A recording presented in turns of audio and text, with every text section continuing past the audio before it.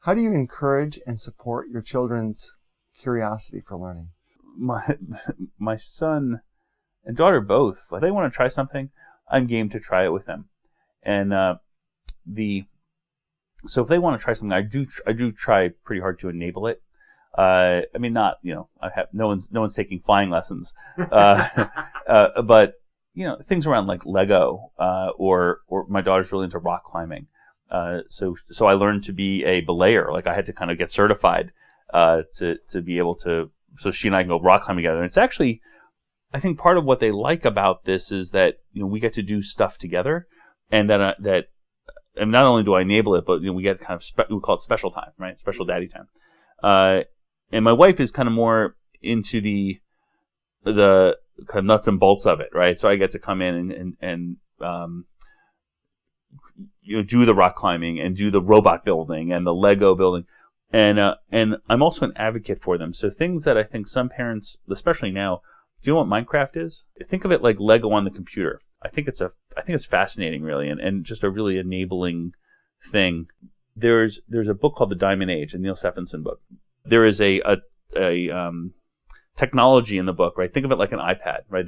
He wrote the book way before there was tablet computers, and the notion was that you could create these very cheap iPads type things, and you could hand them people, and particularly African girls, right? Because that was an undereducated population, and they could kind of walk through a series of games that would teach them how to, start by teaching them how to read, and then how to do math, and then and then how to do algebra, and then how to do geometry, and then how to do calculus, and basically the books, the software would grow with the kids and teach them, right? Basically, they didn't need to go to school; they just had to have the book, right? And it was very engaging, right? So it was designed as kind of a age appropriate, right?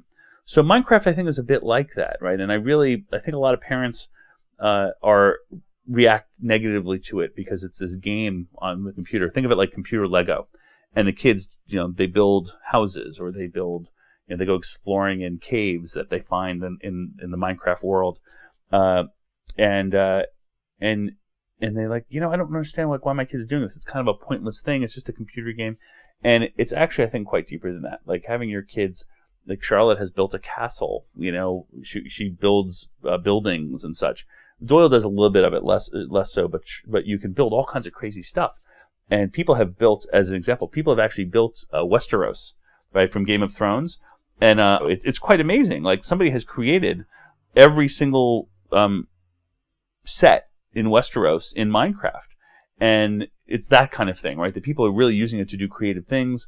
There are some people who film themselves gaming in Minecraft, kind of walking through it, and kind of, people have created these worlds, and other folks walk through it and kind of comment on it, almost like tourists, really. It's like tourists. But that's not really the thing that I think like all that stuff is interesting, but there's another level of complexity. So there are ways that you can, in effect, build transistors and integrated circuits in the game. But in 2-foot block, Minecraft it's a game of blocks, right? You place these like 2-foot, notional blocks of various elements and such. So one of the kind of blocks they're called redstone, and redstone is a wire. And then they have these gates, right? You can create logic gates. And you know what? If you can create logic gates and you connect them together, you can build transistors. And if you can build transistors, you can build integrated circuits. And if you can build integrated circuits, you can build computers, right? You can build crazy stuff. And so people have, right? So I think Minecraft is one of these things where it starts out really simply, just like the book for the primer for girls. Yeah. It starts out really simply, but really can get quite complicated. Yeah. And so there's this thing called a Turing machine, which is a kind of it's called it basically is a universal computer. All computers are universal, are Turing machines. People have built Turing machines in Minecraft, but out of 2-foot sized blocks. So they're enormous, right? I mean, they're just like, cover, the equivalent of acres and acres and acres of land. I think a lot of people are like, no, kids shouldn't play Minecraft. It's really, they just get lost in it. They don't learn from it. I don't think that's right. I think it's one of these things where by not, as a grown-up, not actually understanding what's capable, I think if the kids have good guidance, maybe is a strong word, but if the kids are guided, right, to explore certain things, if you challenge them to do things in the game, not the game, even the environment, then they'll do a lot of research. So I've said to Charlotte, we have this ongoing challenge to build an elevator. And we haven't yet figured it out, but we've tried a lot. right? And she's learning stuff as I've kind of posed these challenges to her. And so I like that, it's introducing logic, and it's I think a really interesting thing.